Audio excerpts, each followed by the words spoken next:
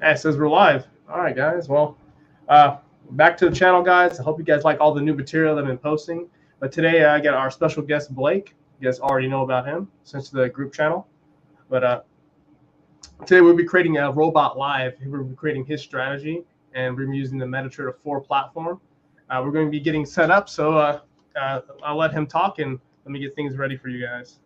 Sure. So the first strategy we tried to set up won't work with any of his brokers. So we're going to try to code something that scalps the SPY off of market internals. So a majority of the indicators that retail uses, which means you guys, are all lagging.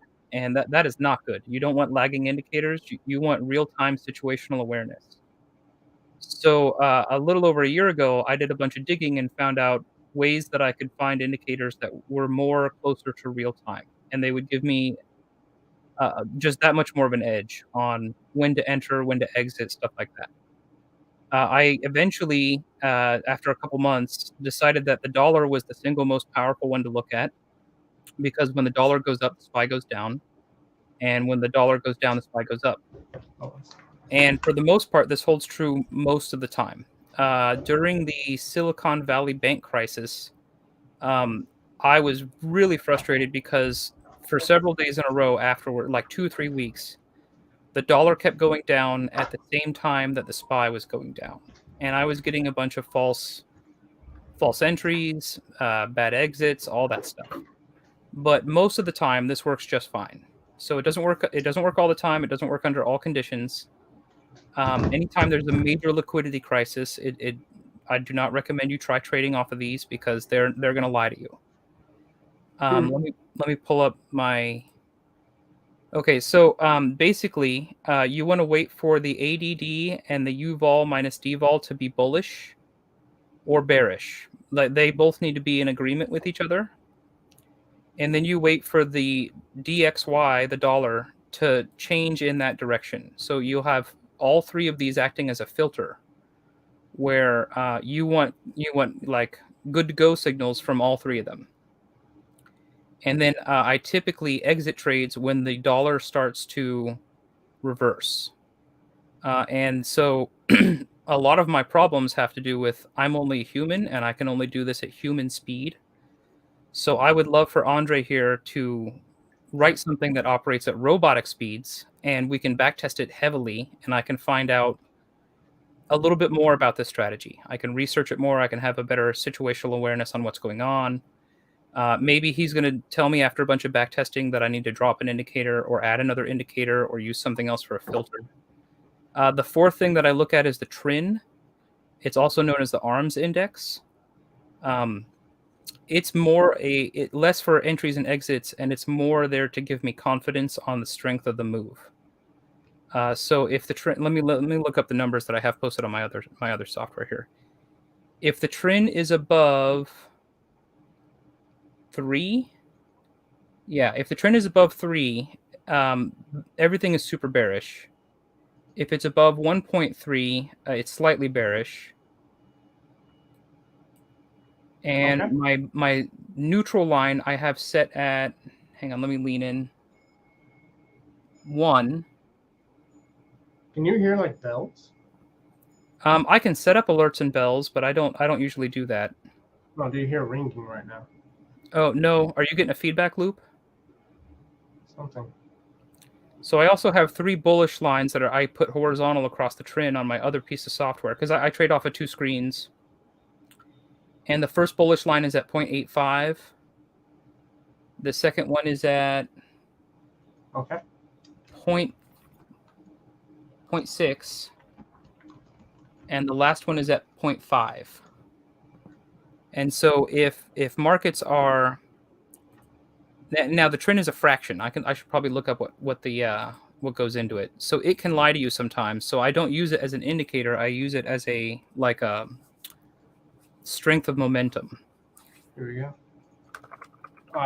I got my website. I got one of the best websites to find indicators. Okay. Let's find those that you're saying, and then we just add them. Sure. Okay. So what's the first one we need? The first one is the DXY. Oh, we got 3 guys. Oh. Yeah, someone said they heard chimes. Yeah. Oh, let me pull up Which this one do live you stream think is on good? YouTube.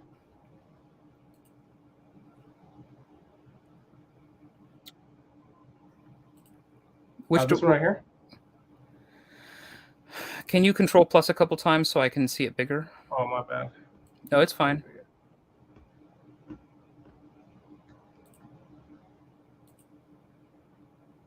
This is what it came up for the DXY. As long as you have a way to tell when it reverses. I've never used this one, so is this it? How it looks? Look at what I posted to the Discord. It's just for what I look at. I mean, you can look at whatever, but I just look at a simple candlestick chart with an EMA 12 on it. I got the EMA 12. That's Discord.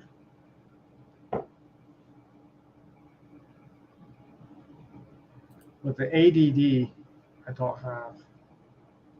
If you don't have access to the ADD, you'll find very similar information on the ADVN. ADV.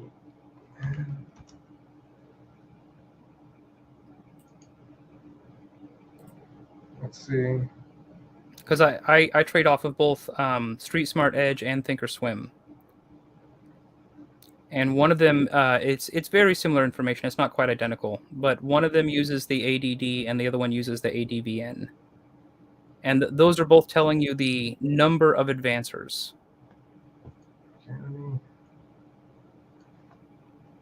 ADVN indicator.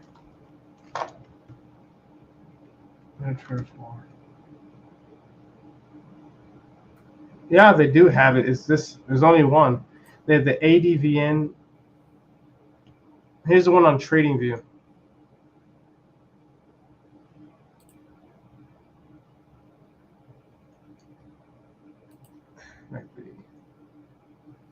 Is this similar? Yeah, advancers minus decliners. That's pretty good. We can use the same strategy on that one. Okay, let me see if I can find something similar. And also, guys, if any questions or comments on robots or investing while I'm looking for things, Blake can try to answer it, or myself. Let's see. Yeah, I'm a stock picker and I write for Seeking Alpha. So you guys are welcome to ask me all sorts of questions about like individual stock picking or investing in general. Just make sure that you don't count what I say as actual financial advice, so you're not allowed to sue me. Professional Forex indicators. Give me a second.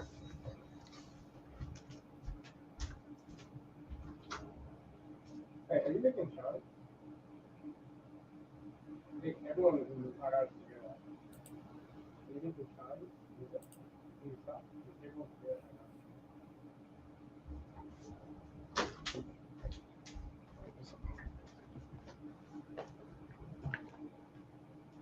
Everyone.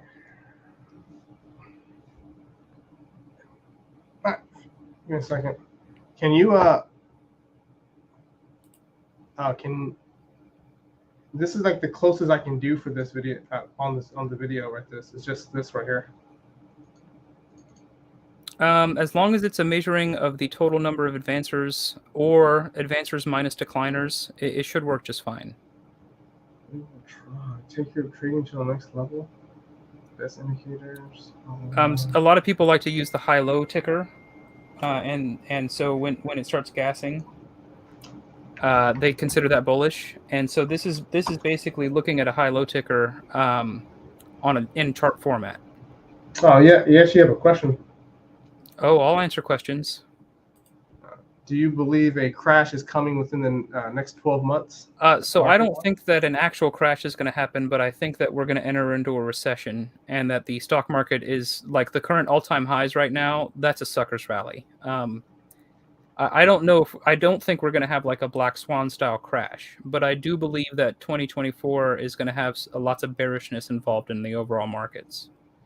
The Federal Reserve, so they're currently leaving rates at 5% right now. so that they can let it soak in so that the neutral rate goes higher. A lot of people don't know what a neutral rate is or whatever. So there's no actual formula for the neutral rate. The Fed doesn't even have a way to judge it. Not very good ways. But so they know that at some point they're going to have to stimulate the economy in the future. Like they're prepping for that. And in order to get themselves some additional wiggle room, they're currently leaving rates at about 5% so that the neutral rate goes up. So for most of the last 20 years, the neutral rate went down to like 0.5%, 2%, stuff like that, real low. And they need additional wiggle room so that when the time comes for them to stimulate into the recession, they have the ability to rescue the economy. If they do not leave rates elevated, not only will inflation not go down, unemployment will not go up, not enough. And when the actual recession arrives, they won't have the proper tools available to them to like bail out the economy. So they're leaving it at 5% right now so that the neutral rate goes higher. And I can't tell you what the neutral rate is. Jerome Powell can't tell you what the neutral rate is. All he knows is the longer he waits, the higher it goes. And this is going to give the Fed additional flex when it comes time for them to pull us out of the recession. But right now, they're trying to cause a soft landing, which is like a no recession scenario. But I don't think that's going to happen. I think we're going to get something between a soft landing and a hard landing. A healthy economy is like 2% inflation and 5 to 6% unemployment.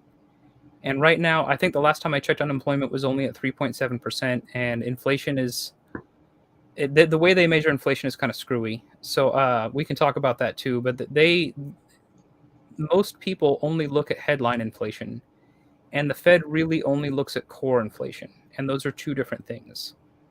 And anytime core inflation goes above unemployment, they're supposed to step in and help out the economy. Anytime core inflation goes really high while unemployment goes really low and inflation is a problem, they're supposed to step in and hurt the economy. And so they have been intentionally damaging the economy in small increments in order to get a desired result. And the whole point of this is to fight inflation back down to levels that we're all happy with, like 2% a year. So no, I don't think there'll be an actual crash, but I do think that there'll be significant pain in unemployment's going to rise. Demand is going to continue dropping off. 5% interest is nothing to joke around with. If interest rates were to go even higher, it would be a much bigger problem real fast.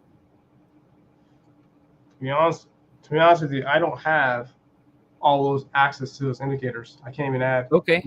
Without the EMAs, that's it. Well, what we can do is we can reapproach this topic after you get ThinkScript and ThinkSwift all the way tuned up, and that you're capable of doing this on using Thinkorswim. Yeah. Like you were saying, you're probably another month away from being able to do that. Yeah, little things are happening that even in the class, I'm like, oh gosh, why can't you just program it easier? But what we can do is a very simple. Let me show you guys something. Actually, we can go to Tesla. I'll show you something that I wish most of the people who trade Tesla or any of the copycats to Tesla, kind of like TSLY, would approach. So let's open up the chart window. Let's go to the easy chart time frame, go hourly. All right, so let's go daily. It's a little bit easier for people to follow along. I'm going to pull up Tesla on volume profile and then post it to Discord, and you can show we can show your audience volume profile again. I think I have volume profile on this broker. Okay. Yes.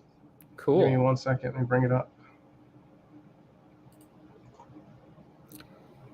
Channel statistics. When markets are closed is most of the time when I'm looking at volume profile, because I want context. I want to know what recent accepted fair value is, and it also does a pretty good job of showing strength of moves, and it also does a pretty good job of forecasting bottoms and tops.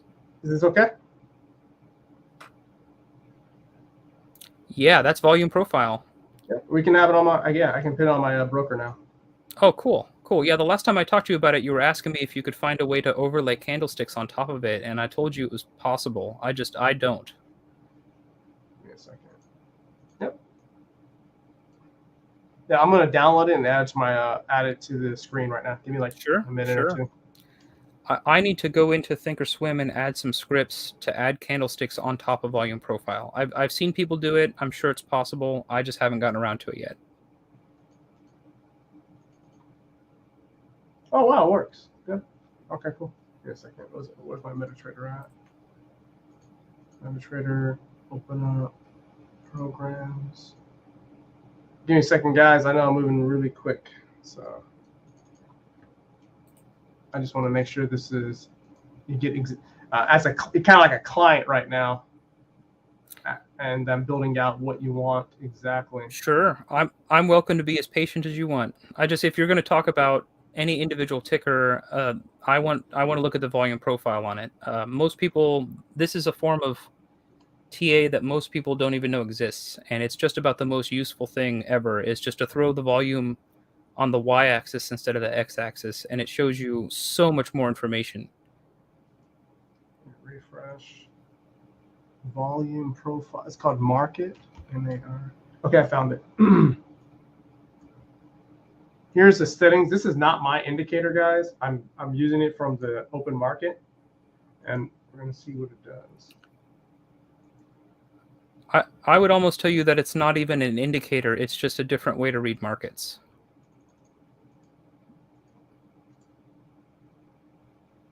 Indicator list, volume profile. Okay. Apparently, okay, it must be on the 5 or auto time frame. On auto, 10 start. Okay, true. There's a lot of settings to this thing. Weekly. Okay. So radioactive melt, do you have any other questions? I feel like a lot of this is going to be us watching Andre scramble and try to type in stuff and select specific things. And I'm going to chat with you guys and answer any questions you have about investing. Give me a second. Let's try market profile on a currency pair. Sure, it'll work. It works just fine on currency pairs.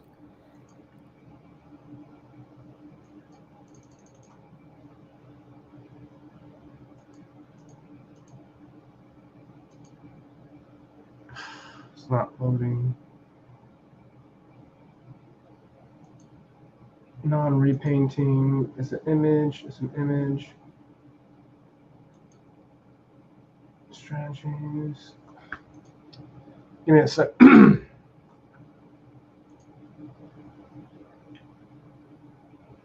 I got another question. All right. What is it? Since it will be a soft crash, what are some of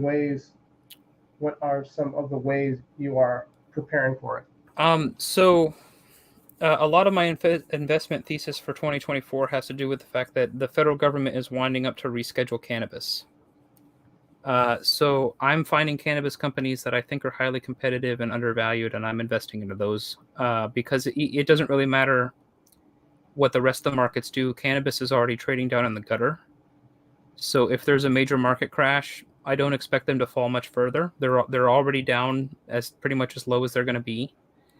And at some point, I believe the pressure will get ramped up due to political reasons. So back in October 6th of last year, Biden asked the Department of Health and Human Services and the DEA to reschedule cannabis. And the DHHS already came out with their recommendation that it should get pushed to Schedule 3. And right now we're all waiting on the DEA to finish the results of their impact study and all that stuff before they're going to make some sort of recommendations and stuff like that. In fact, today they announced that they're making all the synthetic cannabises illegal. They're going to keep those Schedule 1 until the end of 2025. And so that is a very strong sign that the DEA is still on the job. They are still going forward with this plan, and one of the things that they're doing in preparation for the actual announcement of rescheduling is making it super clear that all the synthetics, like Delta 8 and stuff, that they're all still Schedule 1 under the federal government. So I'm pretty sure as of today, you can no longer go buy like Delta 8 in gas stations and stuff. Now, I'm not sure if very many of the gas station owners have been made aware of this yet, So if any of you are hearing this, you might want to go buy some immediately or whatever before they're off the shelves. But the federal government is winding up to make cannabis move from Schedule 1 to Schedule 3, and that is going to cause all of the cannabis stocks to rally really hard. Even in the middle of a recession, even in the middle of everything else could be crashing, the amount of money that will flow into that industry is going to be huge. And if you take a look at MSOS, it is one of the largest cannabis ETFs. Let me pull it up. It was trading up around like 30 or something. If you have it up, I'll switch screens. No, I just wanted to pull some numbers out. It reached a peak of $51 a share, and it is currently trading at $6 a share. And I don't have anything in MSOS, but I was thinking about buying some Leaps calls in it. I haven't yet. But when it hit 40 something, that was based just off the fact that Biden got elected and he made promises about cannabis during the election. And so Andre and I, we both believe that you have to follow whatever the federal government is doing. They are the biggest bank ever. That they have the most money. They can encourage other people to dump money into things. So right now I'm just investing everything into cannabis because I see this major catalyst approaching. I don't know when it'll happen. I have a thesis that it's going to happen before the election, right? Because Biden's current approval rating is really low, and this is one of those like magic bullets that he's hoping to help him win the election. So as the election approaches, he's going to put more and more pressure on the DEA to hurry it up because he needs another win. So I sort of have a theory that it's going to hit sometime between like May and August, something like that. Because as the election approaches, he's going to put more and more pressure on them.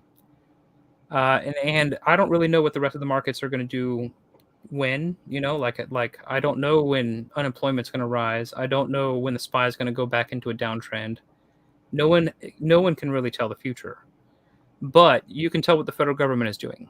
And one of the things they're doing is they're rescheduling cannabis. So basically, most of 2024, until that trade resolves, I'm just putting all my extra spare change into cannabis stocks. I'm finding a new one. This one does not allow me to place it on there. Okay, well, we can just talk about bullishness and bearishness without the volume profile. Like if you just want to talk about whatever Tesla's doing or any ticker you guys want. We should actually do this live. We can take requests from the peanut gallery. There you go. Where can you research in regards to what the federal government invests in? Ooh. Or has interest in? Okay. So most of my news I get from YouTube and Twitter and Discord. I do not watch mainstream media. It's all lies. It's propaganda. Sometimes it's corporate propaganda. Sometimes it's government propaganda. But I really don't pay much attention to that. It is important to watch what Congress is doing and what the people in Congress are doing. So Unusual Whales is a good place to look for that. And so the Congress all has to report everything within 45 days or they start racking up fees. So you can take a look at what Unusual Whales is doing, and that has usually that website, that guy on Twitter, usually he has a pretty good inclination as to what the federal government is doing and why. So, for example, before the CHIPS Act passed, yeah, you laugh, yeah. The CHIPS Act, yeah. Nancy Pelosi was having her husband position into all like NVIDIA and all that stuff. So the general idea is whichever president is in power, like it doesn't really matter which, but you want to pay attention to the party, the congressional party that's tied to them. So while Biden is in power, I'm paying more attention to the Democrats and what they're doing because they actually have the ability to get stuff pushed through. And then anytime there's a Republican president, I look at what the Republican Congress is doing and what they're investing their money into, right? So the general idea for the last, 3 years now has been, if Nancy Pelosi is in something, why are you selling, right? You should be waiting until 45 days after she sells and then you sell. So that was something I told Coach. He was like, oh, I could have made all this money on that Leaps calls on NVIDIA. And my first response was, why did you sell before Nancy? So doing research on exactly what Congress is doing, just pay attention to what they're arguing about. And a lot of those bills don't pass. But if there are people up there arguing for or against a stance, it's a pretty fair bet that they have already pre-positioned the bill, like they've already invested into things that will benefit if the bill passes. Oh, And so this is called front running. So what front running is this used to happen a lot, like 150 years ago.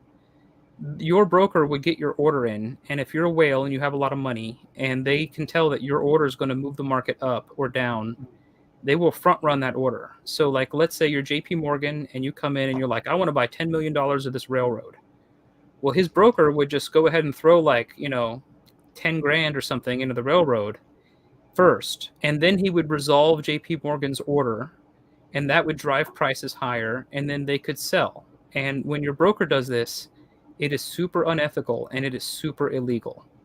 But when Congress does this, they apparently don't see any problems with it. So the general idea is just pay attention to what Congress is doing, pay attention to what they're arguing about. They are pre-positioned for the win. If it passes, they'll make a bunch of money. If it doesn't pass, they typically don't lose very much. So you want to look for low risk, high reward situations. A good book to read on the topic of low risk, high reward is The Dondo Investor by Monish Pabrai. He's one of those value investors that he repeatedly beats the market, not every year, but on average he's had pretty huge returns for an investor. Let me look up his returns. It's like 25% a year or something. One word you want to, if you're looking for government to talk about, if they say bipartisan, then that's something you're going to be already bet on. Yeah.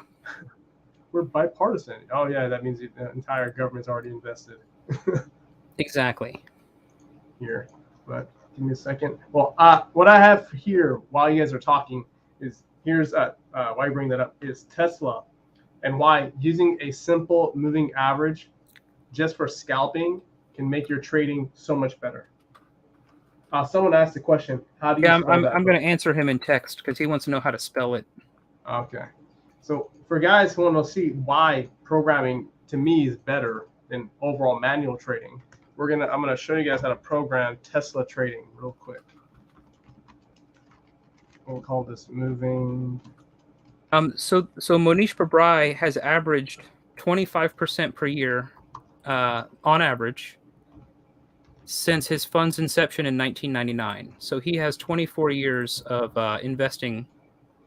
And that book it's nothing about trading in there, but it's all about how to examine a business model and find businesses that are currently in a low risk, high reward situation. So he has this saying, it's heads I win, tails I don't lose much. And yeah, it's a great way to look at markets. And anytime that you're doing what Congress is doing, they are in a heads I win, tails I don't lose much situation. So if you can get into enough of those and you can be right well frequently enough, you can make pretty significant returns as an investor. Every trader knows that trading can produce enormous returns compared to investing. But it's a different game. You played by different rules. There's different expectations and different outcomes. There we go. All right, guys, let's create this very easily. So if you do not trade and you guys want to learn some basics of trading, we're primarily looking at buying Tesla. Usually, if Tesla crosses over the moving average, very simple, right? Yep. You buy. Not saying I'm not giving you guys advice. This is I'm programming out the rules. Okay. So if we do it, if you look at this arrow right here. Okay. See how we cross? That's an ugly arrow. Give me a second. See this arrow right here? This is where we're buying. This is where we're selling or exiting our buy. Buying again and selling right here. Okay. Which EMA is that? This is exponential. Exponential.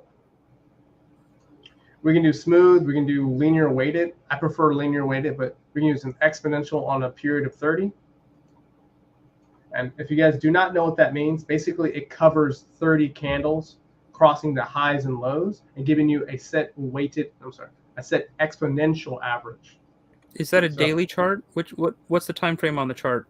1 hour. 1 hour. Okay, okay. So an So EMA 30 on a 1 hour chart, it looks like it works pretty well. yeah, I mean, I tell you, like I made a YouTube video I think yesterday, just about just yesterday, just about the EMA. You don't need many indicators, but the EMA can make it a whole lot easier for you. Yeah. So I use the EMA when I'm scalping as a way to help me get rid of some of the noise that's involved in candlesticks, because candlesticks have a lot of noise. yes, they do.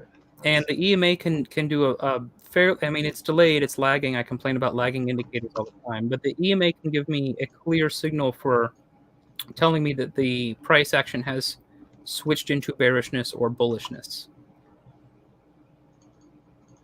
And then here, candle, and then the ask is below. So we're looking for this cross point right here. I know I'm typing out pretty much a lot of stuff right here, but I will explain as I go. Orders. We're gonna make this easy, and I'll back test it live so you guys can see what that actually is.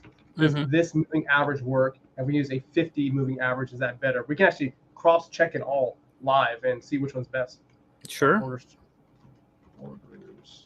Total. You can also change the time frame on the chart, like because an EMA that works really well on an hourly chart might work better on a daily, or it might work better on a 5 minute or a 1 minute or something.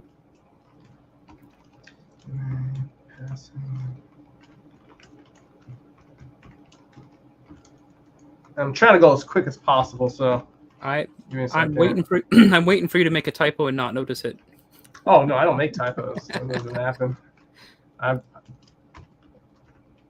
done this, I do this so often. You just start to memorize everything. Just wait until you can automate the automation, and you just have an AI writing all your code for you, and you're just monitoring it all. I made a video doing that with ChatGPT. It was a train wreck. I burned, in the video, literally burned entire accounts, 5 demo accounts. Is zero. That's funny. So when people are like, oh, ChatGPT can do this, I'm like, oh my gosh. I would rather have a mechanical automation system that I can go in and tweak than rely on an AI, because the AI it's like a black box, and you can't really tell what it's doing inside the box. All you can do is measure the output, and that is not a situation you want to be in. You want to know exactly what it's doing. You want to know exactly why it's doing it. So if I was ever going to use AI to trade, I would have to train it myself for months ahead of time to make sure that it behaves the way that I want it to. Account balance divided by, let's say, what type of risk would you want to use on this account? 1%, 2% per trade? What would you want to put on?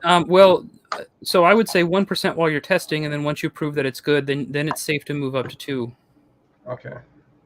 That's the general advice that I try to give. I gave myself, a few years ago when I decided to teach myself how to trade. I also don't follow a lot of my own advice, so that's a problem. We'll start off with a very small amount and then prove that it works, and then I'll modify the code. Sure. Oh, I'm sorry. I'm thinking too far ahead. I would also be curious to see if it works better on other time frames, like 5 minute or daily or whatever, because you're on an hourly chart now. And I've heard a lot of stuff on the internet and a lot of books about how this works on all time frames, and I'm like, are you sure?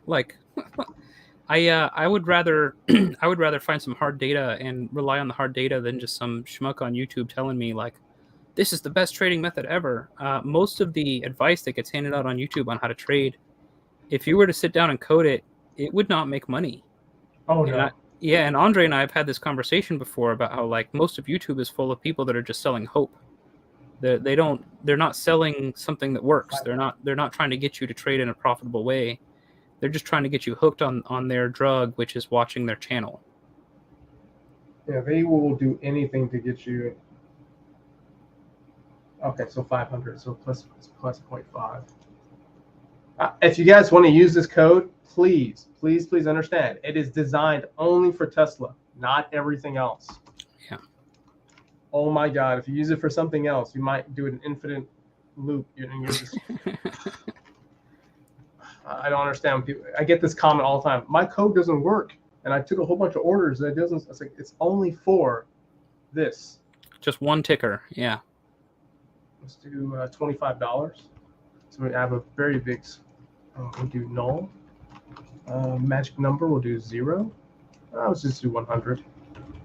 Just for shits and giggles, and we'll do 0 and do color red. All right. So if you guys do not know what I just did, I just made it create an order, and we're gonna do an alert. Oh, no, not alert. Let's do a print screen real quick. Order took place. So when we take an order, we'll get a confirmation. So what I like to do for many of the robots that I make, when people want to know what the robot are doing, you can get an email alert, a text alert, or right into your app saying, hey, it took this order, so you can actually follow it on your cell phone without actually being in the trading software. Okay, what is this? What is this called? Oh, I called it Blake. Okay, cool. All right, we passed. We have no errors. That's what I thought. So it'll compile. Yep, it will compile. We're going to run it on Control T, Control R. All right, we're going to back test it on Tesla real quick. What time frame would you want to use it on? Like what day and month you want to start on? Like 1 month, 2 months? I'll just let your discretion on that. I'm mostly curious about whether or not it works as well on a 1 hour versus a 1 day versus a 5 minute. And like those are my questions involving EMAs on Teslas. Let's do January to today. Sure. All right, we're going to hit start. We're going to use it on the 1 hour. Our spread's going to be current. It's actually modified the spread to 5. And here you can modify the spread to whatever you like. So if you want to have a impossible like 5%, 10% spread, you can actually add that in there. So you can create these craziness in there. So just in case something does happen, your robot already knows. All right, let's run it. It's collecting, so give it like a few seconds. We don't need market. Actually, we can use this later. So it's just estimating the spread, and so you don't have to like collect data on months worth of the difference between the bid and the ask. You can create anything. You can create. I can make a massive spread. I can use what the broker has for a spread. I can go to other brokers and get their spreads and modify it, and then you can do an average and say, hey, if this broker gives me a high spread, I can say, okay, let's trade with a high spread and see how the robot does, or I can modify it to a really tight spread. Mm-hmm. Typically, a tight spread would be better, but let me see. Oh yeah, Tesla should have a tight spread, but a lot of daily volatility. So that spread will move a lot. Let's make it the last. It's going to take a few minutes. Let's make it from October 1st. Give the computer a lot less information to run. Okay, here we go. Now we're live. All right. Moving average, we said 30. Let's make the screen a little bit sexier. Here we go. Tesla, Blake, let's run it. So now we're having an error so far. Our spread is pretty big. Let me see. Comments show. Again, so let me try on the ask. We can also test an EMA crossover strategy. Okay, I know what's happening right here. We have an error. We have an inbuilt error. Something I did incorrect. Boy, that thing is super volatile. Oh yeah.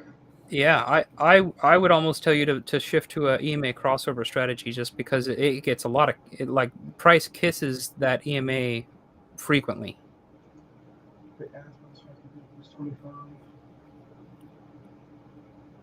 We're failing here.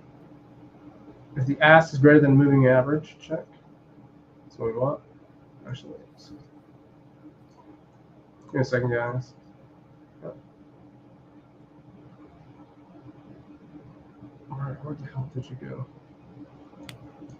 All right, so we have our ask right here, 30, close. Oh, I messed up. I forgot a digit. You typoed. One little digit. That's one thing I love about programming. You'll spend hours looking for something, and you're like, what the hell did I do? Yeah. You're like, oh, there we go. There we go. Moving average. Let's make the screen look better. plus F8. Oh, sorry, F8. Wrong screen. Make it white and make it like this. Okay, now let's play it. So I only added one layer to this. It's either going to hit the target profit or it's going to hit the stop loss. I did not add it exiting right here. Okay, so let me add that in there right now. So I'll let this run and let you guys see it, but it's not complete yet. Okay, let it run, and I'm going to program it in the back. Okay. So for us, the audience, he's okay. We can't watch it run while you program. That's fine.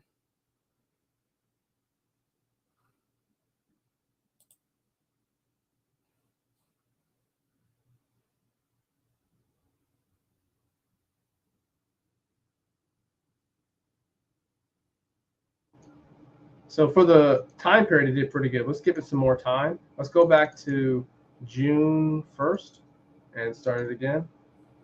I just downloaded all Tesla information, so we're gonna run pretty fast now.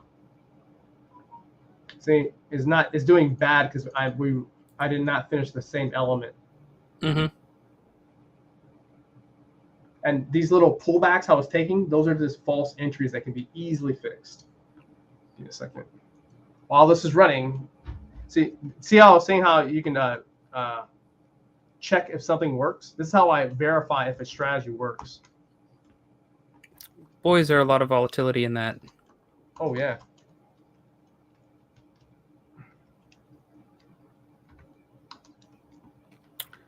Do you use anchored VWAP? No. Okay. I use my for my own robots. I use only my custom ones that I've created. Right.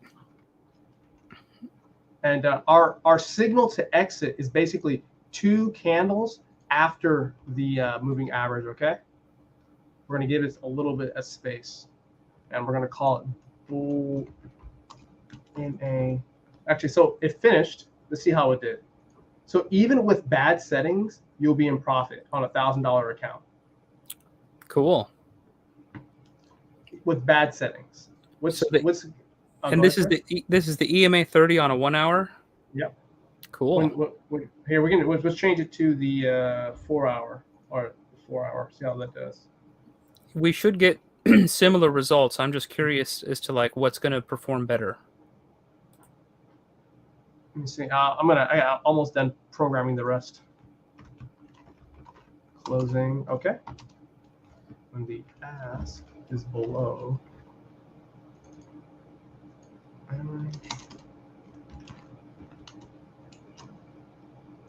Give me 1 second, guys. Almost done. All right, and this would be _1, _2. It's not doing too bad. Let me change the color so you guys can see a little better. Is that better? Okay. All right, we have moving average closing.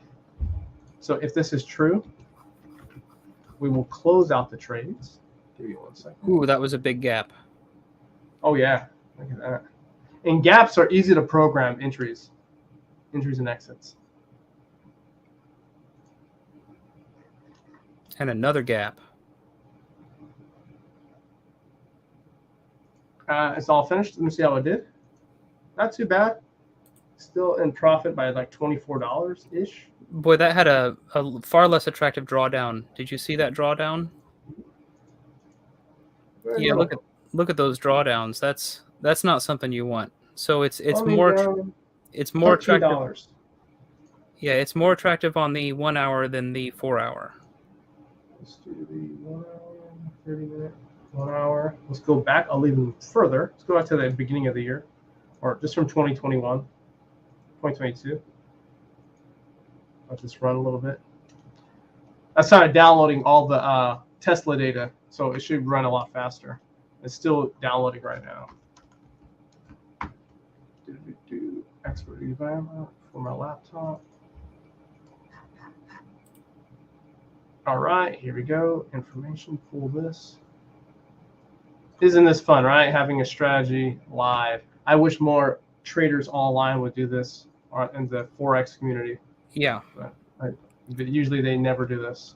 I just want to see all these YouTubers that are pushing like, oh, I'm the greatest stock trader ever. I want to see either videos of them trading live or like their brokerage statements or something. I want to see some kind of evidence. Yeah, I know I'll never get it, ever. Yeah, actually, it's interesting. I watched a YouTube video yesterday of a Forex trader, people calling him out, saying that his signal doesn't match his P&L. He has a paid signal, and said all his losses are gone. Yeah, that's no good. Yeah, I tell you, I'm posting my losses to THB's Discord because I don't want to just be like, oh, I'm winning every day. No, the market ripped today and I got my face ripped off on a put, and I was not happy about it. Dang. I mean, if people knew, I mean, I tell people I take losses so often. It's like I don't even look at it anymore. I do my morning check, but it's not the same thing. Okay. Is it still on the 4 hour? No, this is on the 1 hour. 1 hour, okay.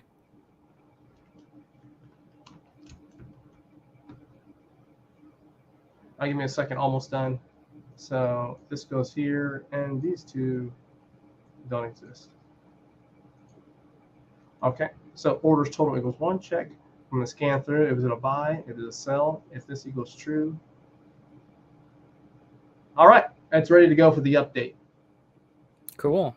Here's the code for that, so you guys think I'm just making it up. I love giving out evidence, so here you go. That's how it looks. Very simple, non-complex. If it is complex to you, just you haven't been doing it long enough. And also, since we're modifying the code a bit, let's make the target profit a little bit bigger. Let's increase it by $5. So it ran for that entire period. It improved the account by 10%, a little bit over 10%. And it's only trading 1% per trade?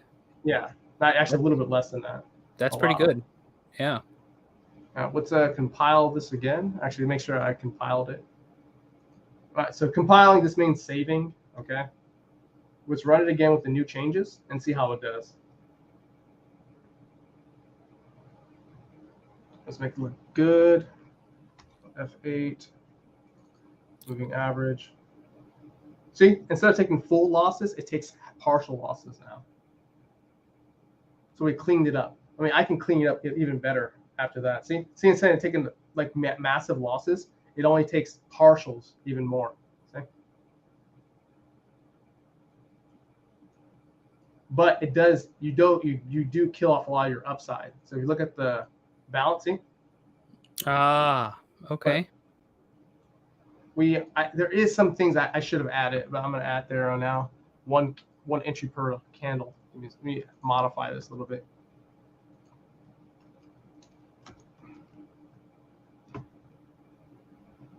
Yeah, there's a lot of things that need to be fixed with this.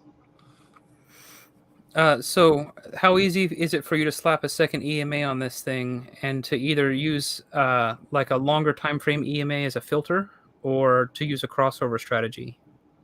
10 seconds. Okay. Okay. Let me see. Let me just fix this secondary part so I can modify it. So when the ask is below the moving average. Oh, okay. I'm an idiot. I programmed this incorrectly. That's okay. It happens all the time. So the current results that you see on here are not correct. They're incorrect.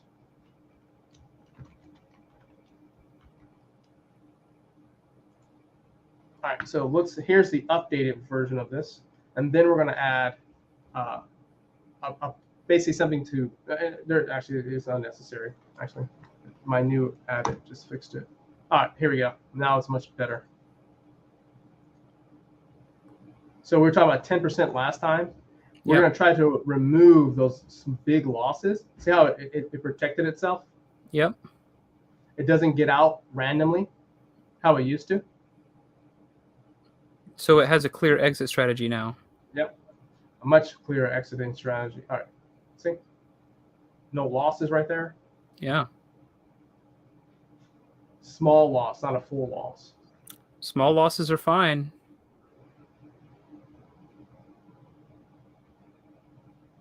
Boom, see?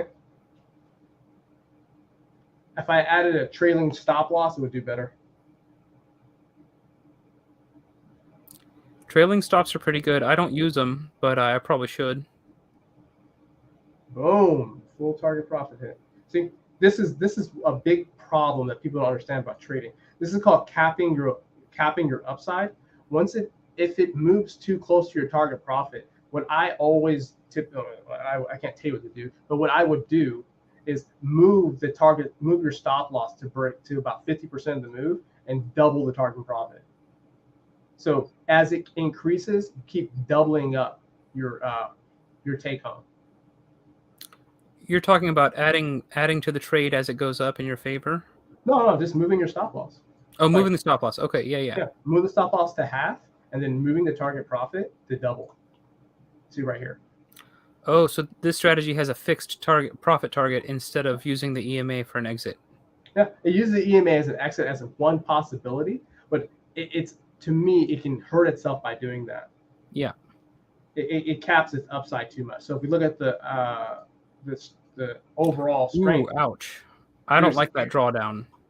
There's errors that's happening. How would I say it? There's things happening that you guys don't see as a programmer. As a programmer, we're not limiting the amount of orders per entry. There's things that need to be fixed about it, which I have to fix. And for people who'd like the MACD, let me give you an example of this. So the MACD, if we use it as an exit indicator, will be, in this scenario, be a lot better than using the moving average. I'll give you guys an example. Let's get off the current screen. Okay. See how we exited right here? Mm-hmm. If we said the moving average has to have 5 down or 10 down, or exit here, we would exit our trade right here. So our trade would have been from here to here. Would have been a bigger trade. Our moving average exiting here. So these would be all the same losses, but our wins would have been better. So from here to here, we would have exited here. Okay, so I'm going to put that as an entry. Okay, give you guys a little heads up on how it works. All right, basically we're making the robot more intelligent. Okay, giving it more options. Mm-hmm. Give me a second. This thing finished the robot. So it went down by $15 in the entire time period. But what was the starting total? The starting total is $1,000. So 1,000. Okay. But it didn't fail because of that. Because of the strategy. It failed because I didn't program it correctly. Because I forgot one element of basically protecting the trades. Give me a second. Let me create this right now. Yeah. Let me see. I already know how to fix this already. 222. Wait, code. Max. Check. It's good. This is bad. This be fixed. It's bad. This be fixed. This be fixed. So many little things. Me personally, I would, if it's Tesla, I think the MACD would probably supersede it than the moving average. Let's actually test that out. What would you like to try? A moving average cross or trade just off the MACD? Let's try trading off just the MACD. So I have questions about the best entries and exits that the MACD can produce. MACD. Yeah. I can show you guys how to program it, how clients come to me using it, how I would use it. Is there only one line on your MACD instead of two, or are they just really close together? It's really close. Yeah, okay. Change the colors. Let's make it black and red. Here. This is how I would use the MACD for this example, okay? Oh, wrong. Stupid. And when you know you've done this so long, you start memorizing everything. Well, What this is it? is I think. only the 500th time you've programmed a MACD or something. Oh, God, so I think the basic is it 12. It's 12.26.9, and Okay. off the close candle, I believe. Well, I only see one line on the histogram there. Well, I see the histogram, but I'm saying I only see one of the two lines. You mean the red line, the red Oh, dash? is it red? Yeah. So I'm not able to see the black line. It's just probably because of the. It's not. What's it? 12.26.5. Okay, cool. Give me a second. I need to write this down. I will forget. 0, comma. The fast is 12. The slow is 25. The signal is 9. To verify. MACD slow. Fast is 12. Cool. Applied price. We're going to do close candle. Mode. I think it's 0.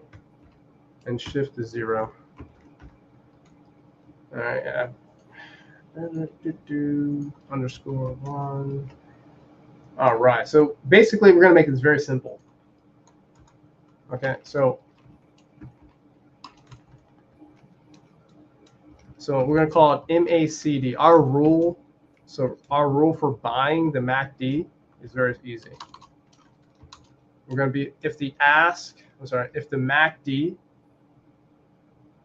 I'm sorry. Once again, I forgot to go one candle back. We need 3 lines of code when we're coming to the MACD. Okay, delete 1. See, I wish I can be like this on ThinkShift. It'd be so easy. Yeah.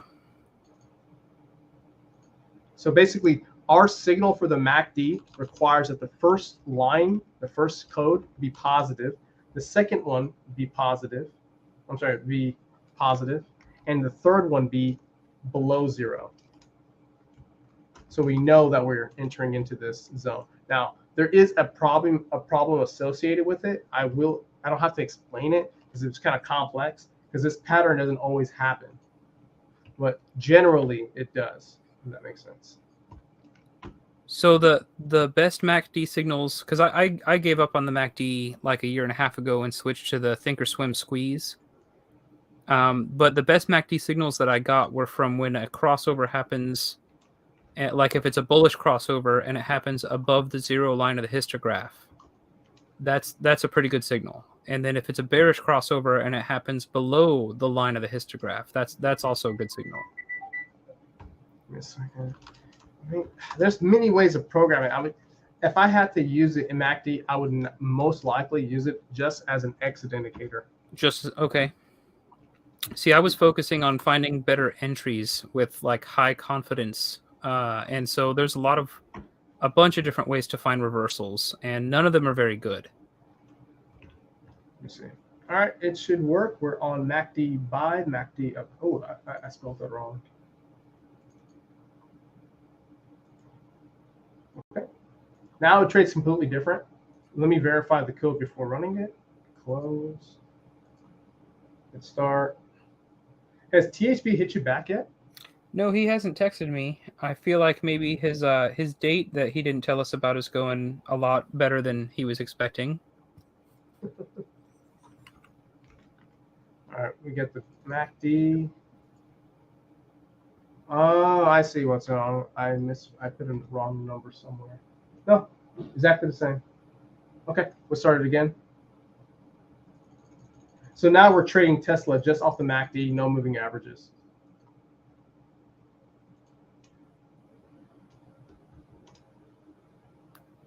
And usually this takes a few minutes. Like, this is not like complex or hard stuff to do. See how it exited right there because of the exiting requirements? Could you be specific in plain English what the entry and exit requirements are? Like, what are the triggers? Entry means that the MACD is positive, went from 0 to positive, and negative. See how it missed a trade right there?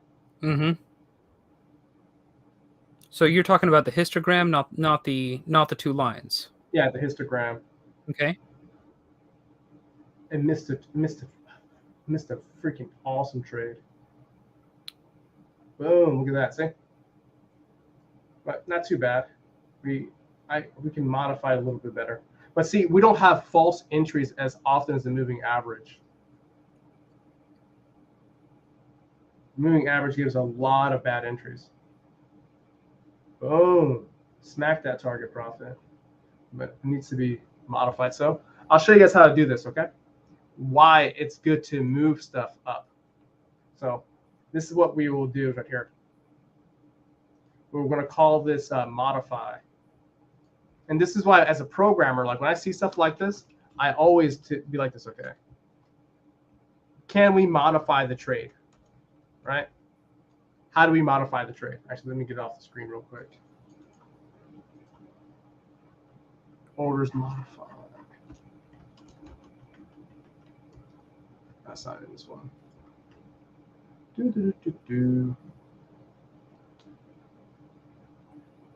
Where is it at? Give me a second. Trying to make it as easy and as limited as possible so I don't make it too complex. Okay. How's it doing so far? I'm not looking at it so far.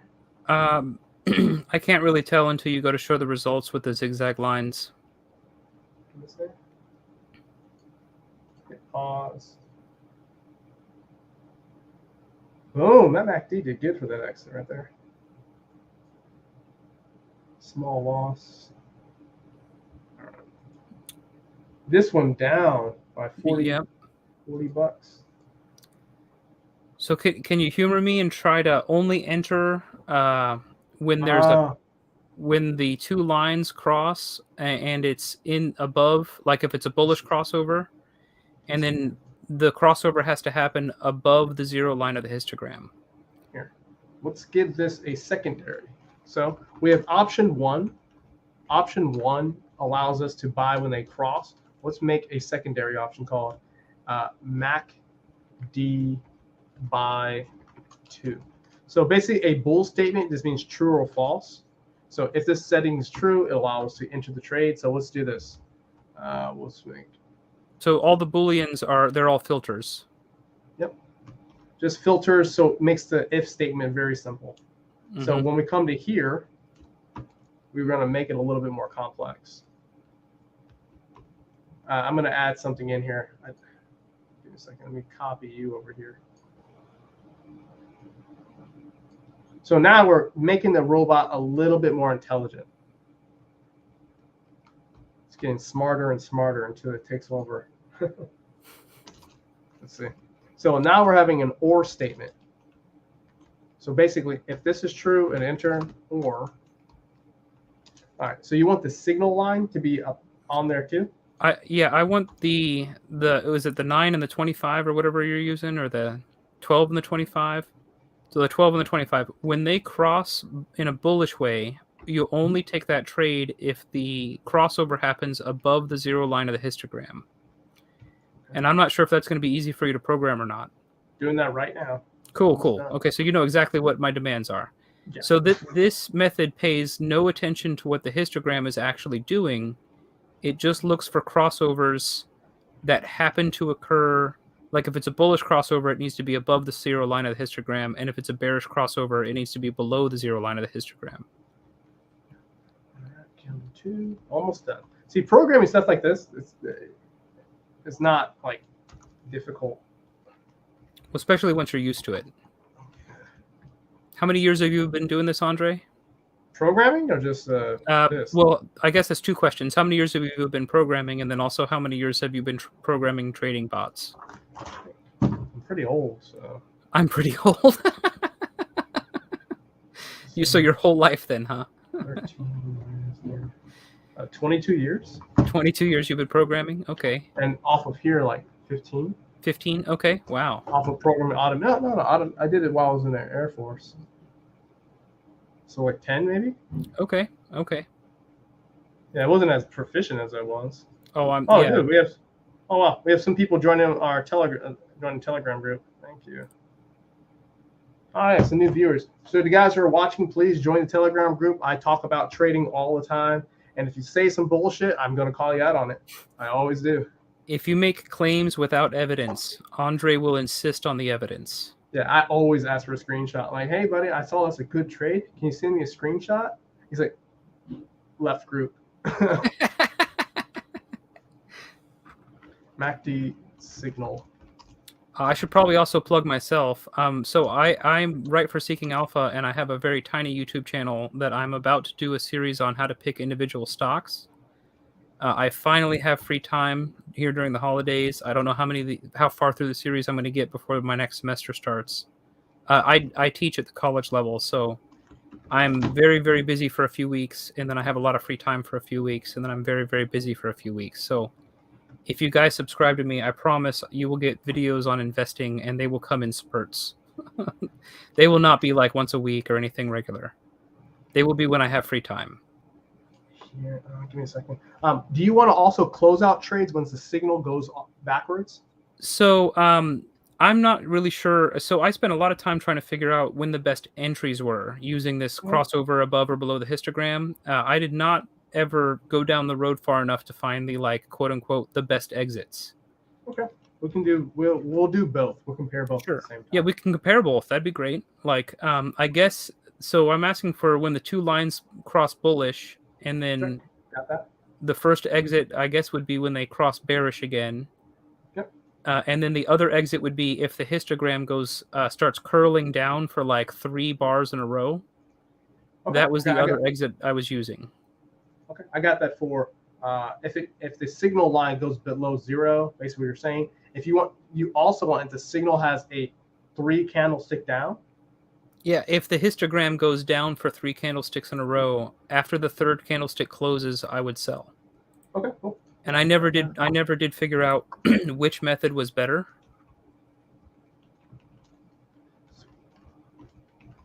Radioactive melt. I taught him how to program. What the heck? And then what I'll do, like I had a client of mine that tell me why I don't give out my code. And he's like, you probably don't code. I'm like, bro, I can do this shit live any day. Yeah, I code live. Your coding is significantly faster than mine.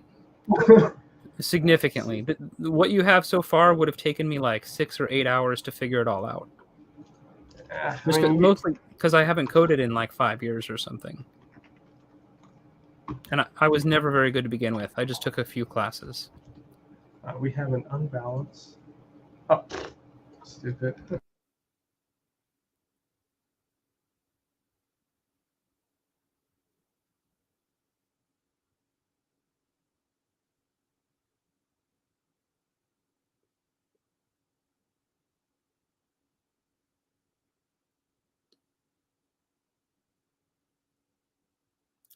I seem to have lost you there.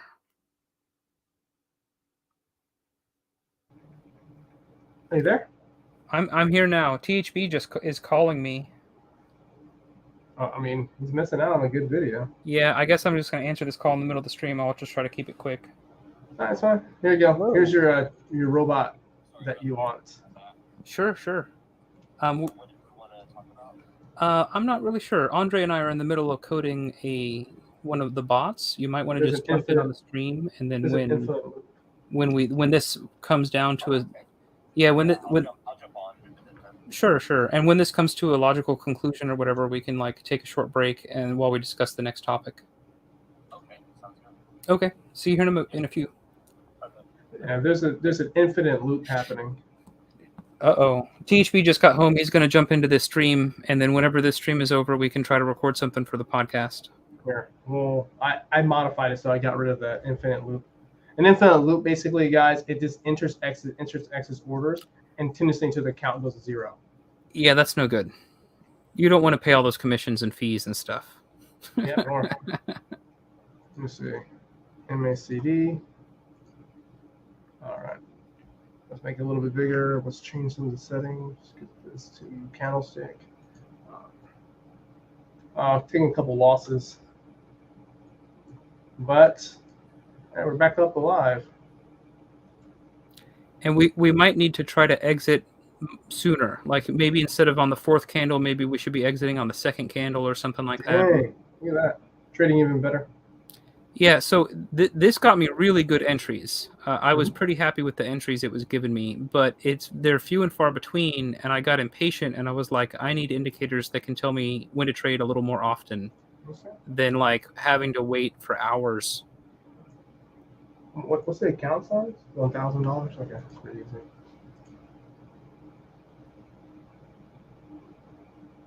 Ooh, not too bad. Cool. It's a little bit smarter. Making it just a little bit smarter every day. That's what we're after here. Okay, let me see. I need to add a weight code. Weight code ×3. Okay. For the guys what I'm referring to is when an order enters, there's supposed to be a waiting period. So just see how it enters, exits, and just keeps on doing it. For me, and I've run this simulation thousands of times. Like when I mean thousands, I literally mean thousands. There should be about a 1 to 3 candle wait prior to the next entry. It gives you a lot less, I'll say, static.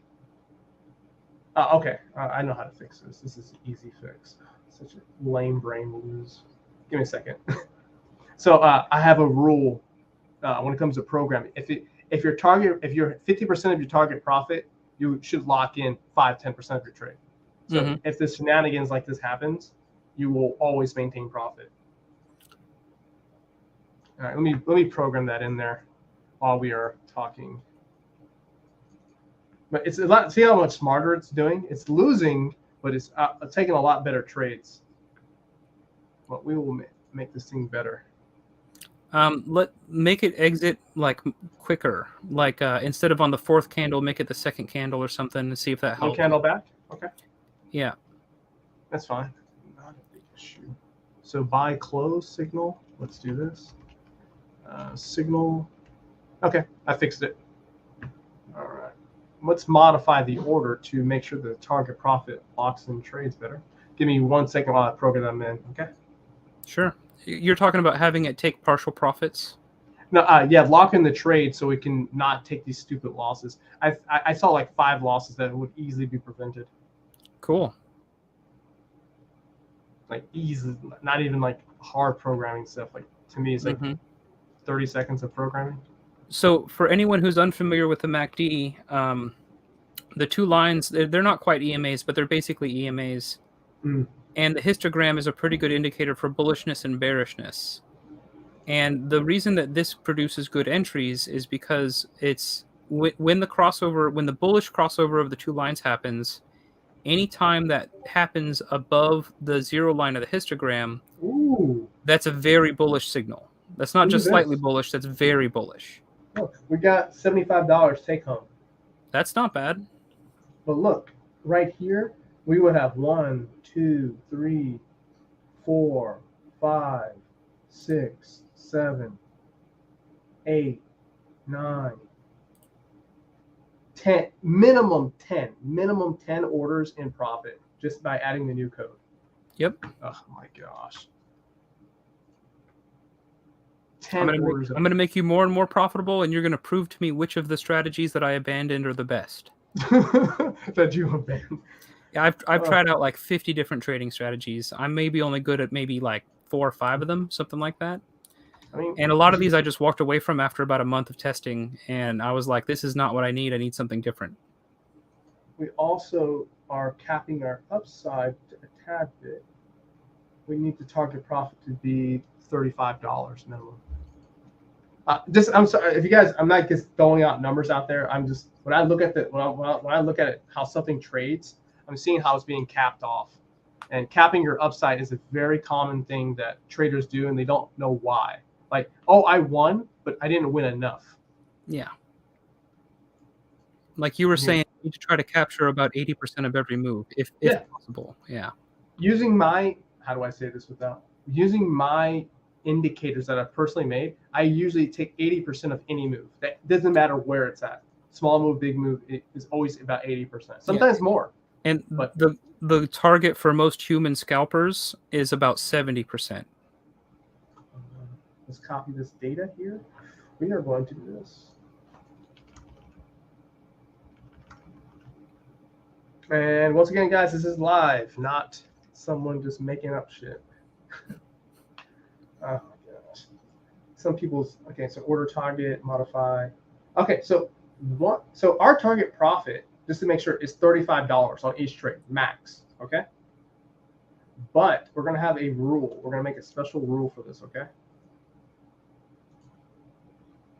What we're gonna lock in at $5. Okay. So anytime the trade moves up a profit of $5, we're gonna modify it and take some profit home. Sure, like you're gonna sell like half the position or something. No, just lock in the trade. Just move the stop loss up and then. Oh, I see what you're saying. I see what you're saying. So we're gonna say order. Actually, I need to make it this one a little lower. Order price. No, I can't do this. Order. Give me a second. I gotta find it now. THB is going to join us here in a few minutes, and he's going to have no clue what you're in the middle of doing. Let's see. $5. So.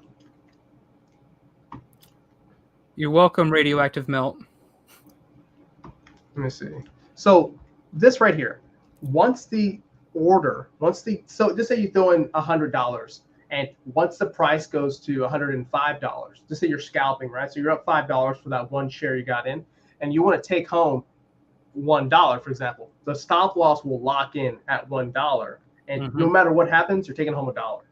Well, except for slippage, but yeah, slippage is usually pretty not a big problem on a ticker like Tesla. Now, we can actually calculate slippage too.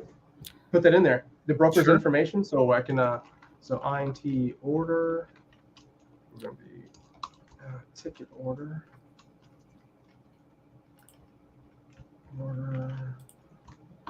ticket. Give me a second, guys. I know I'm taking a little bit longer than usual. Order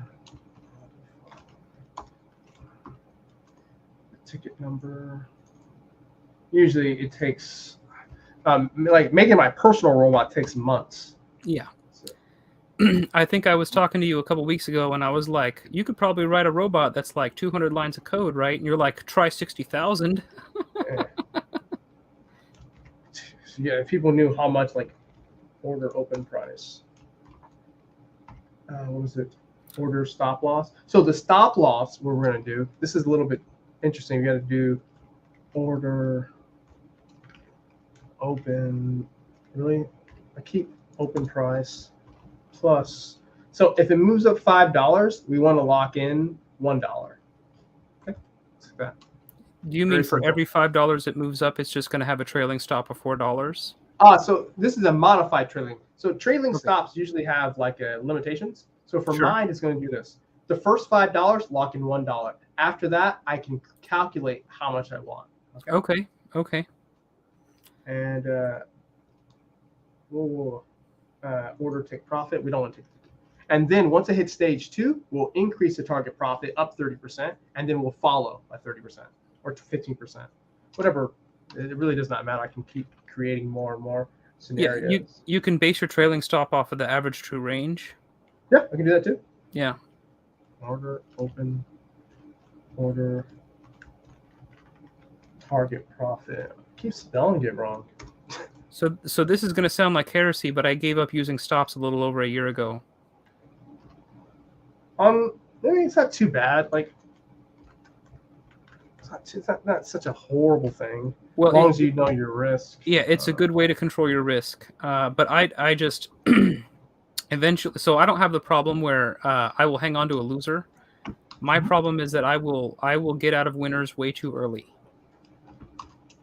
So for me, I don't really need a physical stop, like a preset stop, because I'm already panicking when it goes down. When it goes against me in the wrong way, I'll just leave right then and there. And so I like, that is my psychological problem, where actually, like for example, I got into a call option today on the SPY, and I sold during a pullback, and I should have held it for like another 2 hours. The SPY just kept going.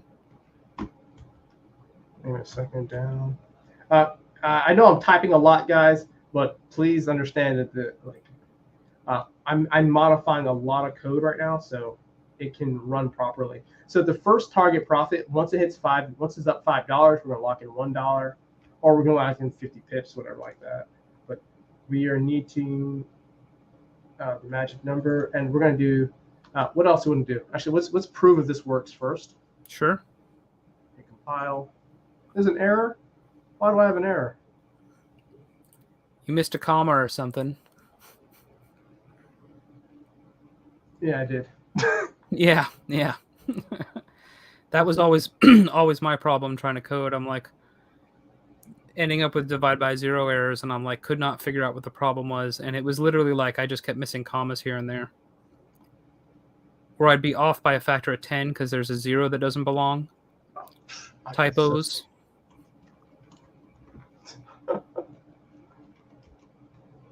It should be a bold statement, right? Yeah. Okay. Oh, I forgot an end cap. Okay, something else is wrong. Oh, so dumb there. Oh, I fat fingered it. That's why. Mm-hmm. I fat fingered a parentheses, and I'm like, what the heck is this coming from?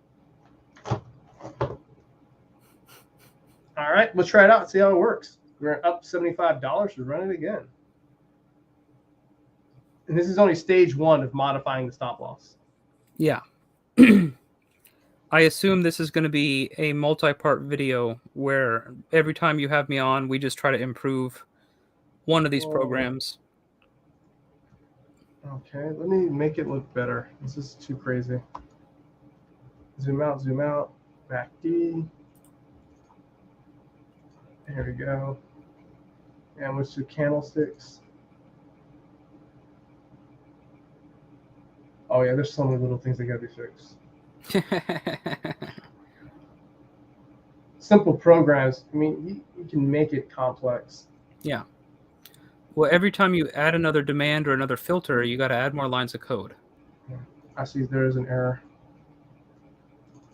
I see why. Even here, even without the code telling me, I can already know. See? Yeah. Order took place. It's not modifying it. I know why. Give me a second. While it's running, I'm gonna just fix things.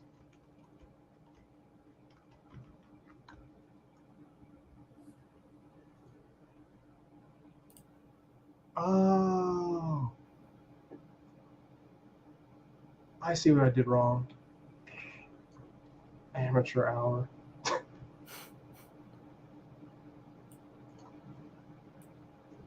All right, give me a second, guys. I hate when I do stuff like this.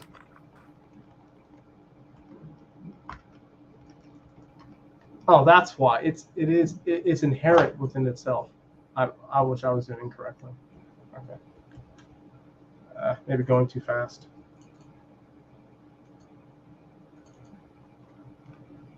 Order, price, prompt.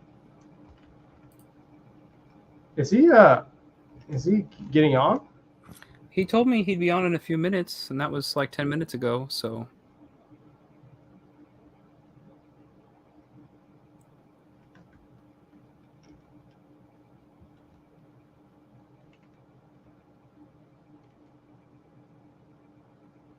Oh, I'm so stupid. It was correct. Oh my gosh, it was correct. I was like, I put the greater than sign backwards. It's always the little things. Yeah. I'm like, I'm not wrong in my programming. I was actually technically it is wrong. Let's hit start again. I like seeing all those up-slanted lines that look like they're profitable.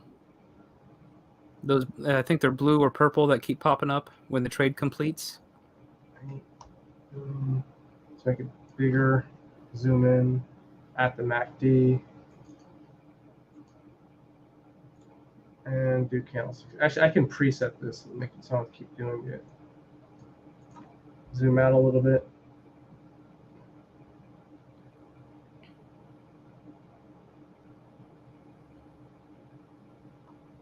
Did I hit compile? Yes, sir. When the ask is greater than The order open price plus 5 and block equals 0. And oh man, I messed up again. I forgot another rule. So basically, when things change, we require a reset. So there's like a reset category that I did not include. You mean like in between every trade? Yeah, I forgot to do that. It happens all the time, like especially when you start programming like this. Yeah. I usually have a checklist for this type of stuff. I'm sure you do, because you do this all day long. It would make sense for you to have a to-do list for every program. Yeah, some don't require it because they're not complex programs; they're just simple. All right, see how it locked in that trade? Yep. Oh, well. Let me make it a little bit bigger. See? No matter what, we will take home at least $1. And for me, I stagger these things. I change them so often that it always moves up in profit unless some, like, just say the ATR has a spike. If the ATR spikes, it will just peg it. See how we locked into that trade? So instead of taking home $1, let's take in a little bit more. Let's make it a little bit more meatier. How much would you like to take? $2, $3? Can you just set a fixed trailing stop that's equal to the recent volatility? So base it off of the average true range so that it's less likely to get shaked out unless it's an actual reversal. Let's bring up the ATR real quick, okay? Sure. ATR. I already have it on here. I'm just so glad to talk to another trader that actually speaks my vocabulary. I'm all like, pull this up, pull that up. Look at this, let's do this. And you know exactly what I'm talking about. Yeah. Look at that. See, this is a bad thing right here. So for me, this pisses me off as a trader. I'm like, okay, I hit target profit, but I didn't take enough home. Because what I could have done is just let this trade ride, take off 50%, and just let it run. And just keep on moving it up, instead of taking in new positions at higher prices. Mm-hmm. See? But hey, look, it locked in the trade. Yeah. The bullish crossover above the histogram always did me good entries. I never did figure out what the best time to exit afterwards was. But this worked out pretty well for me. Like manual trading. I don't automate anything. Oh, manual. I mean, if I automated this, if I manual traded it, I would do so bad. Because you can't even tell how fast it's going. Like, this is on the hourly, so you want to go to the bathroom and you're, I'm down. Like, what? There's been many times that I got up to get a bowl of cereal and came back and had to exit trades. Damage control, right? Yeah, damage control. That's a good way to look at it. That's actually a function I have in my computer called damage control. Damage control. That's cool. Yeah, when something stupid happens, that's like the computer's like, what?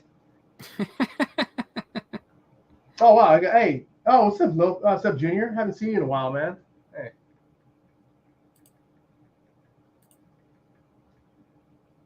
Oh, my subscribers are coming out of my group now. All right, we are trading programming live. Yeah.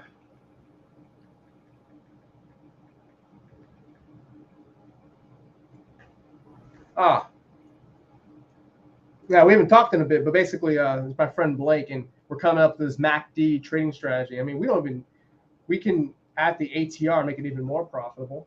Oh, sure. Look at that! Boom. I just never found the perfect way to find good exits using this strategy. I found plenty of good entries. It produces good entries. I never did find a good exit criteria. There's a glitch somewhere that I have to fix. Oh, I know why. It was because of the reverse split they did. Look at that. We can actually increase it by a couple more dollars. See all this shenanigans it's doing? Yeah, this strategy is pretty bullish. Like it produces strong bullish signals and strong bearish signals. So you might want to set your trailing stops to be aggressive. Wow. We can do So we have level 1, and level 2 would be at 5. Let's make it at $7. Make a little bit of a gap. Oh, look at that! It saved us. That was a loss last time. Mm-hmm. Oh, because we're doing the same 1 year worth of trading over and over again, so you're able to tell the difference from one run to the next. That's awesome. It's actually scalping right now. It's scalping and taking. So it's either getting hit with a big hammer. Scalping. Yeah, the lock-in profits needs to be increased by 3 minimum to $3. It's supposed to be $7, $3, and we'll increase our profits pretty high. I'm eager for the day you figure out how to do all this with options. I mean, Think Shift is not as hard, but once I get it to like how I'm so comfortable, option trading should be very similar. Excellent. Because don't lose that trade. Yeah, stop loss needs to be decreased by 2. Okay. Oh. my bad. I'm just adding my developer hat on right now. Oh, that's fine. So if I'm saying something, guys, it's just how it is. There's things I don't like this program doing, but if I'm limited just to the ATR, just to the MACD. Just the MACD. We can add like EMAs or some other signal for sell signals. I know this MACD produces good buy signals. I don't think I was ever happy with it for sell signals, like using this strategy. How would you? What would you? It's up to you. I can add anything. Oh, here's the coach. He's online. Oh, cool. We'll bring the coach on. Poke his brain. The coach is online. Hey, man, we're trading Tesla right now, and we're actually doing pretty good. Oh, yeah? Better than you would if you were in Tesla? Actually, 10% up, no real drawdown. Yeah, that's why I really liked these entries. Yeah, look, he's telling me what to do, and I'm creating the trading robot for him. Oh, yeah. And for me, Coach, this is a chance for me to figure out how to optimize my old strategies that I walked away from and moved on to other stuff, because not all of them were bad. They just weren't perfect, and I'm a bit of a perfectionist. Yeah. Oh, here, let's add something fun. Okay, let's do something that's very easy that people all use. Everyone uses moving averages, right? Yeah. Let's use a simple moving average on 100 period. Okay, let's do that. Here's some balances. Oh, it's finished. My bad. So we actually profited the account to $62.37. So about the same. If I increase that stop loss amount, I think we'll probably hit 175 again. $175. Let's try it again, but do it on speed mode real quick. Let's increase it a little bit. Let's increase it to $6. Oh, let's do $7. My bad. And do starting investment. Huh? What was your starting investment? $1,000, and we up. Oh, okay. So like almost a percentage return. Yeah. But once again, it's completely hands-free. You don't touch it at all. It trades 100% by yourself. And we've done this in about 1 hour of live stream. Mm-hmm. So let's try it again. And we're going to do it on speed mode, guys. Give me a second. Speed mode means there's no visual, so we can just watch it on the charts. Mm-hmm. It should be done within seconds. And it'll just show your profit and loss curve or whatever. Yep. This right here, I wanted to avoid the third. What's the third? What started in September 2022 next time. Because that reverse split is crazy. Where's the date at? September. Yeah, September. And it's done. See, much faster, right? We can even make it go even faster than this. Mm-hmm. So our profit, look at that. Look, we made $17 more just off the same strategy, $17 more. Cool. Just using the MACD, nothing else so far. Mm-hmm. Let's do June. Let's do October 1st. Okay, I'm gonna increase it a little bit. Let's do let's take home. Let's say take home $4. Okay, take home $4. Run it at $8, and we're gonna move this to 30. If you guys are not seeing this, this is what I'm talking about right here. All I'm doing is modifying the target profit. So what we can do is have the computer do it for us. I can actually run a system where it will go through and tell us what's the most profitable system for us. You guys want to see that? Mm-hmm. Sure. Just do it for us without me doing it. Here. Yeah. Let the software tell you what you should be using for exits. Yep. So double take profit. So our take profit currently is what? I think it's 45. So say 45. Our stop loss. I'm sorry, our modified stop loss. Mod. Oh, I hate freaking spelling.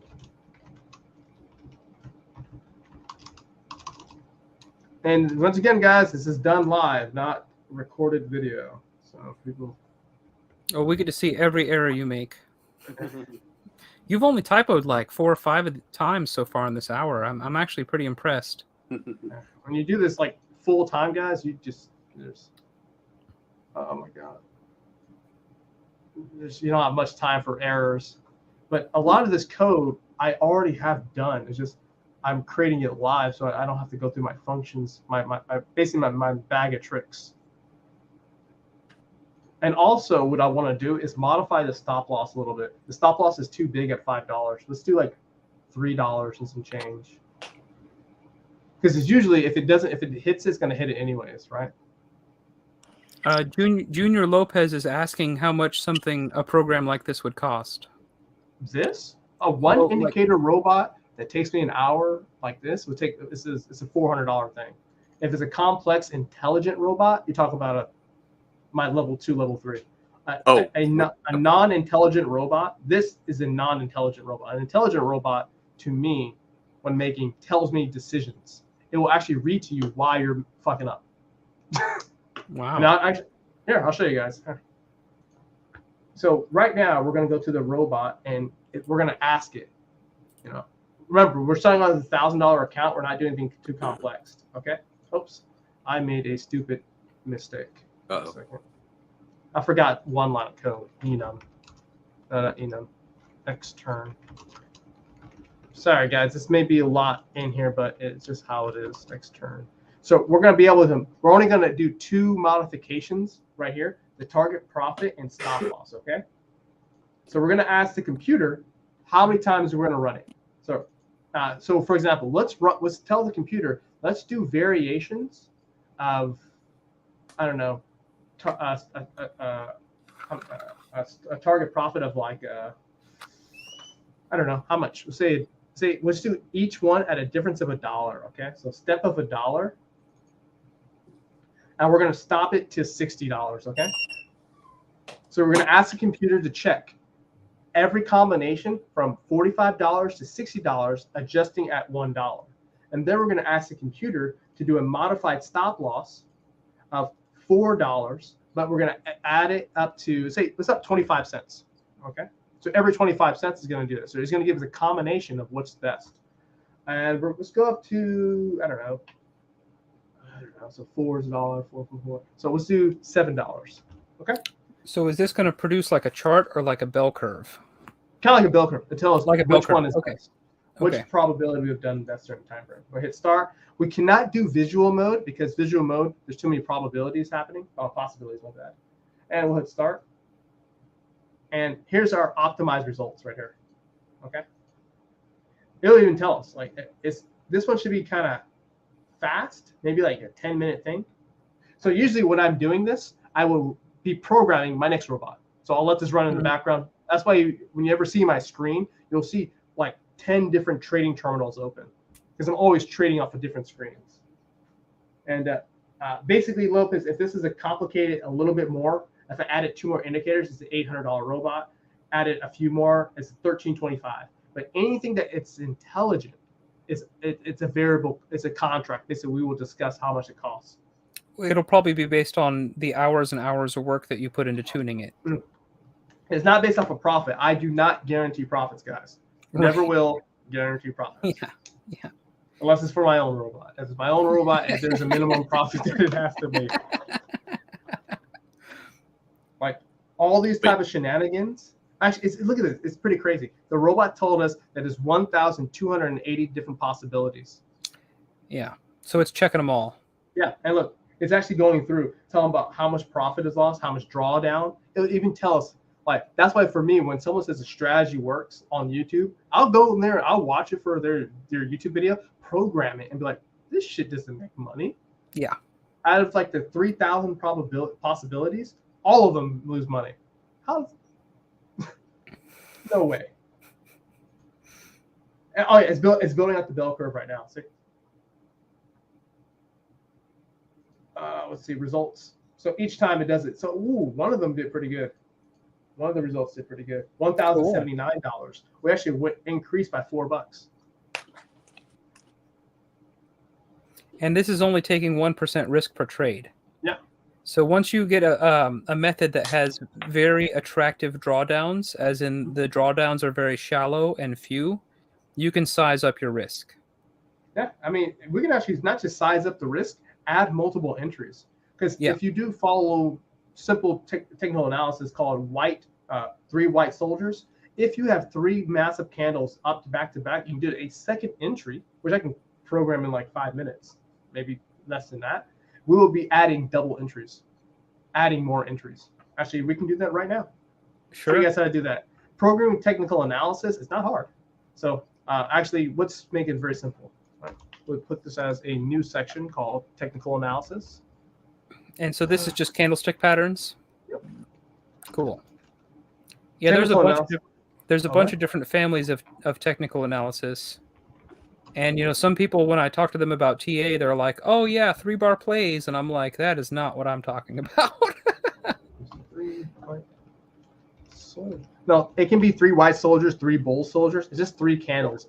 Yeah. Well, the 3-bar play is a really powerful up candle and then a fairly shallow down candle.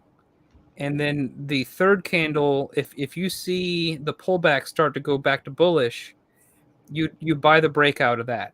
And I could never really get it to work very well. So close. So so this is something that people don't know unless you program. There are actual technical definitions of what a candle is. Okay, so I'm programming what a up candle actually means in this language.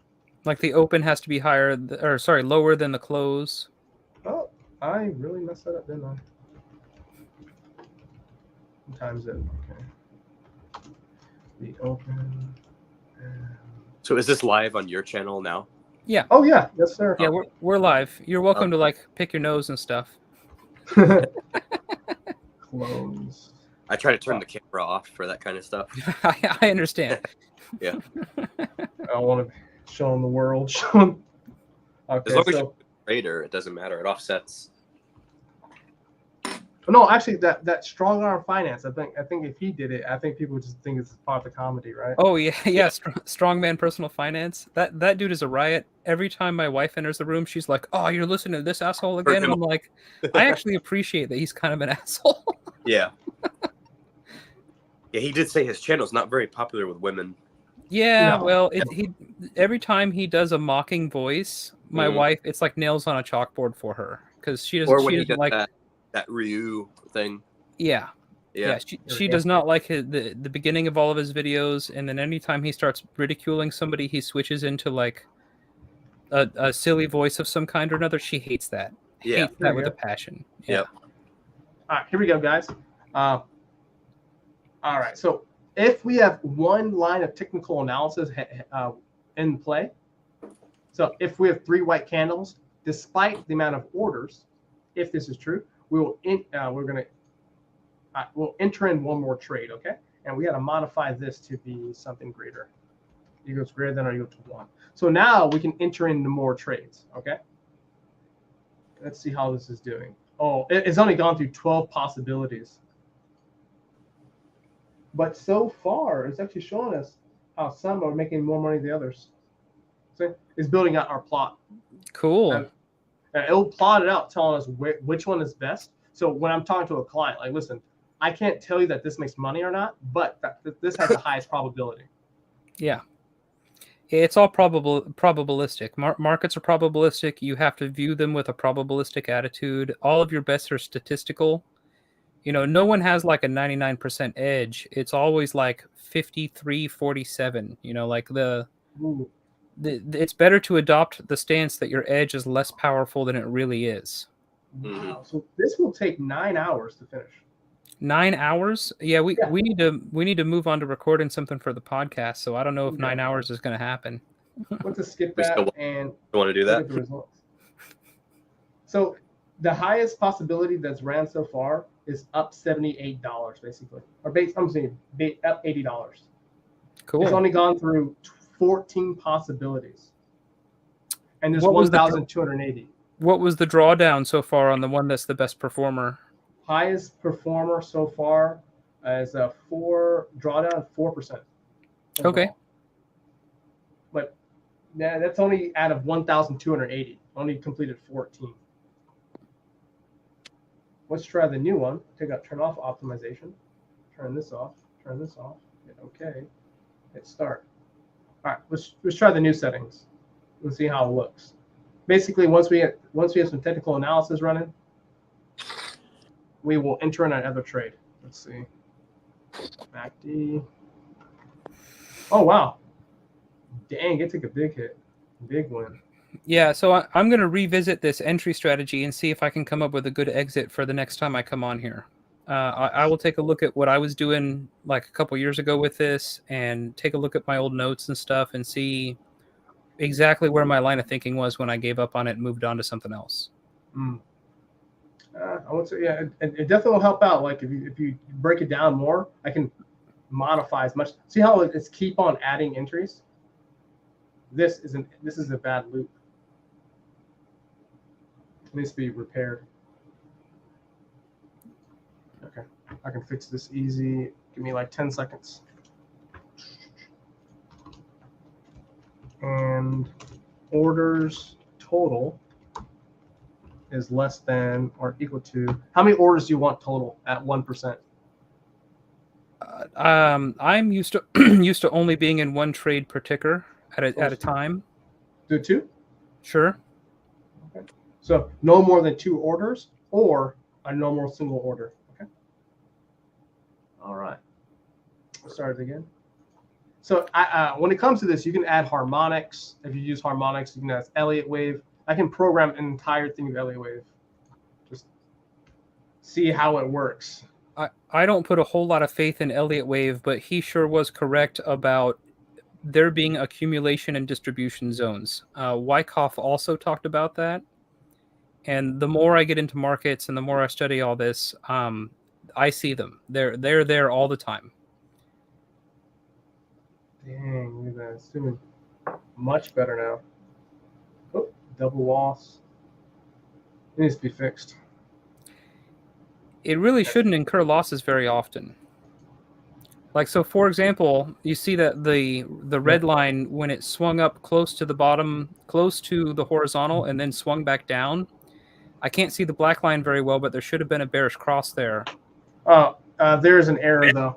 Okay. I skipped the data because of my technical analysis. It skips a line. Let's just take it off.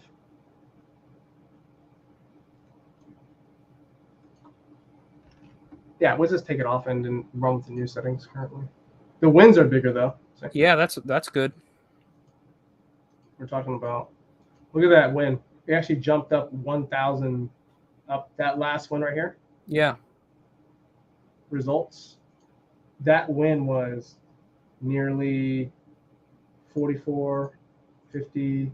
Yeah, it's actually 30% of the account just jumped up. So wait, on $1,000 account, it made $300 on one trade? Pretty much. Yeah, very nice. Very nice. I like hitting home runs. The home run is bigger, but we might take some small losses as we might eat it back. Yeah, I understand how this works. Those are the emotionally destroying losses. the ones that you can't seem to figure out why they're happening, and you hit a huge home run, and then you take a bunch of paper cuts. Oh yeah, it's gonna go back down. Yeah, this is not a trading issue. This is a coding issue. I'm not coding correctly. Well, there's another good one. Oh yeah, boom, yeah, double losses right there. But if we look at the account so far, it's up to 1,400 almost in profits. Yeah, I told you I knew how to trade. Just from adding the 3 white candles. Yeah. So we're halfway there. Is THB gone? He has muted himself and covered the screen, so I would guess he's eating or something. Oh, here I am. Sorry. Here. Let's see. Here I am. I mean, we can create your strategy too, but once I get good at options, I think we can do this on ThinkShift pretty easily. I'm thirsty for that to happen. Yeah. So can you do like more long-term stuff, or is this like just more short-term, like day-to-day, day trading? This is short-term for YouTube, so people can see how it reacts. Like, if you want it long-term, I can create any strategy out there like this. It's very rare for someone to make something that I don't know how to make. Coach wants signals for leaps. Yeah, definitely. I already know what his line of thinking is on this. Yes. So I told you I'm thinking about, like, at the beginning of the year opening up leaps on like the QQQs, the S&P, and like the Russell, the IWM. You think it'll be bullish this year? I think so, in 2024. Yeah. I think I don't know much about I don't have strong confidence in what the markets will do, but I'm pretty sure we're going to enter a recession. Oh, really? Well, because this year, so if you had done those same leaps this year, like, you would be like way ahead. Yeah. Well, and as long as you have an approach where you adopt, like, you rely on the law of large numbers, you can just take the same trade like every January 1st and know that some years you're going to hit really big and some years you're going to take losses, Right. Oh, you got eaten up, but I think with the programming, it's actually up $1,257. Beats are $79. Nice. And we can just, I mean, if I use my rule, if I use my stuff on here, it would be like it would almost double the account. Oh my god, because there's so many trades being missed here, so many things being happening. I feel like it's taking way too many trades. Like, it's not taking enough. Okay. So for me, I'll give you an example. This is why I when people talk about indicators and why they use them differently than I would, I call this MACD cap out. So I'll give you guys an example of the MACD. So when the MACD caps out, for a programmer, this is super easy for me to look at. So when we look at this right here, the shapes, see this right here, this bottom right there? See how the MACD makes a point. If the MACD makes 2 to 3 points per bearish movement, for me, and I know that I'm already trading bullish on a biased movement, why I'm not capitalizing off those movements? And I'm talking like a scalping position, not a $35 position. So for me, I would add a position right here, position right here, position right here, position right here. I would be taking entries every single step of the way. Going back up long term is very low. And then if I'm correct, I will do a carry trade. So once it comes up to like $5, like this, guys, stop loss locked in, and it'll just trail it like this. It'll just keep following it until it gets tagged out. Like this right here is impossible. This in reality would have never happened if I was doing this professionally. Right. Stuff like this would happen like this. We should probably wrap up so we can try to record an episode for our podcast before I get too tired. It's actually late for me. I don't think it would be possible. Okay. You want to try for tomorrow? Sure. What is your schedule like tomorrow, Coach? Oh, actually, we're still live on the video. Yeah, we're still live. Okay. I should be free during the day. I got 2 videos out today. We should say goodbye to your audience. Yeah. Well, guys, I will have the code for this robot on my website. So you guys can take it if you like. This will be called the MACD Killer. Let's try that. MACD Killer. And if you guys want it, it's for free. Also, follow Blake on his YouTube channel and the coaches on their YouTube channel. I'll have it posted in the description box and in the first pinned comment, okay? Cool. Actually, I think I can do it, yeah. But yeah, guys, we'll see you guys on the next video. Peace. All right. Bye. In live stream.